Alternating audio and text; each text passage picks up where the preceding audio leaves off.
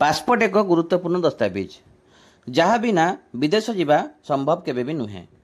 एबे भारत सरकार पासपोर्ट तैयारी करने किसी नियम परिवर्तन कर ताहा जानिबा पूर्वरु जदि आपंक आम चैनल भल लगुए ताले सब्सक्राइब करंतु एवं ए भिडियोटी भल लगुले लाइक एवं कमेंट करंतु।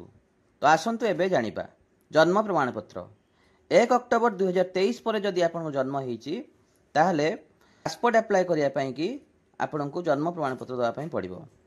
तेबे यह पूर्वर जन्म नहीं लोक 10th बोर्ड मार्कसीट किंबा सर्टिफिकेट किंबा school leaving certificate PAN card driving licence देकी पासपोर्ट तैयारी करथुले।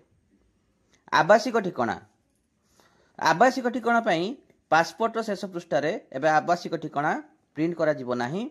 यह बदल में इमिग्रेशन अधिकारी बार कोड को स्कान करी सूचना हासिल करि परिबे।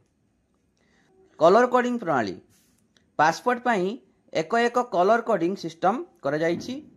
अधिकारी धला कूटनीतिज्ञ लाल साधारण नागरिकों नील रंगर पासपोर्ट जारी करा जिवो, जहाँकि अधिकारी मानक पई पासपोर्ट चिन्हट करिबारे सुगमता और सहजता प्रदान करिवो।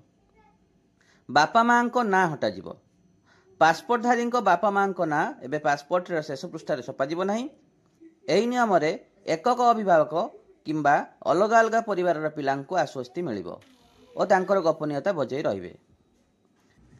पासपोर्ट सेवा केन्द्र विस्तार सरकार निष्पत्ति नहीं जे आगामी 5 वर्ष रे पासपोर्ट सेवा केन्द्र संख्या 442 रु बढ़ी 600 होइजिवो। एहा द्वारा आवेदनकारी मानक पई सुरक्षा दक्षता और सुविधा बढ़ी परिबो।